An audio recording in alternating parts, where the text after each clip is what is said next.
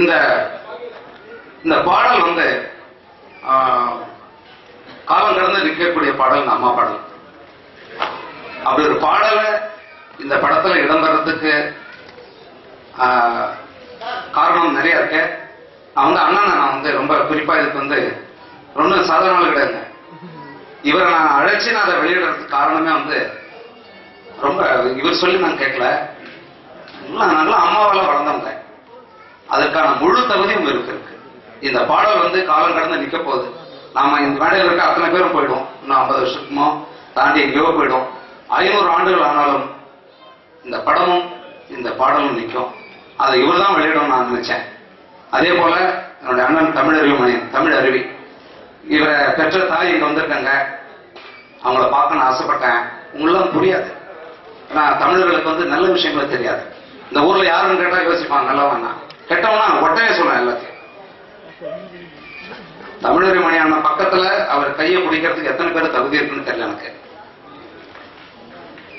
ரொம்ப பெரிய தமிழர்களை சுரணை உள்ளவர்களாக மாற்றிக்கொண்டிருக்க அவருடைய எழுத்தும் பேச்சும் ரொம்ப யோசிக்கணும்.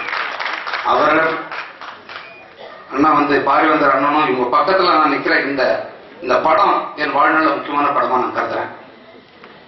ரொம்ப மகிழ்ச்சியா இருக்கு. இப்ப அண்ணா வந்து வெளியிடுவாங்க. தமிழர் மணி அண்ணன் அதை வாங்கிக்குவார்.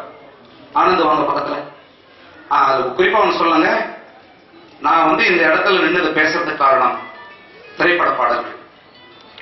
திரைப்பட பாடல்னா அந்த நிறுவனம் வந்து அந்த நாய்க்குட்டி போட்டு நாய்க்குட்டி பார்த்துட்டு பாருங்க, இந்த HMV இஸ் மாஸ்டர்ஸ் வாய்ஸ், அதுதான் நினைவு பெறும்.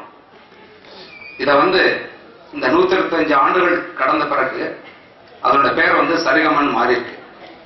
இந்த HMV நிறுவனத்துல நான் ஒரு இயக்குனராகி ஒரு பாடல் எழுதி அதை வெளியிடுறத நான் ரொம்ப உண்மையிலேயே நான் வந்து பெருமையா நினைக்கிறேன். ஆனா வெளியிடுங்க, எடுத்து சரி நீங்க வாங்கிக்க. ஆனா வந்து பாய்கராஜ்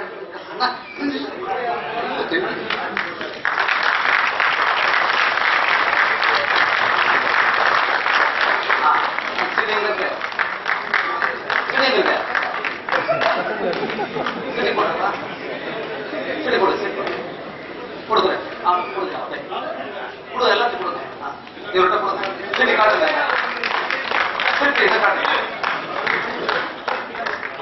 காட்டுங்க, எல்லா கையிலும் சீடி கொடுங்க.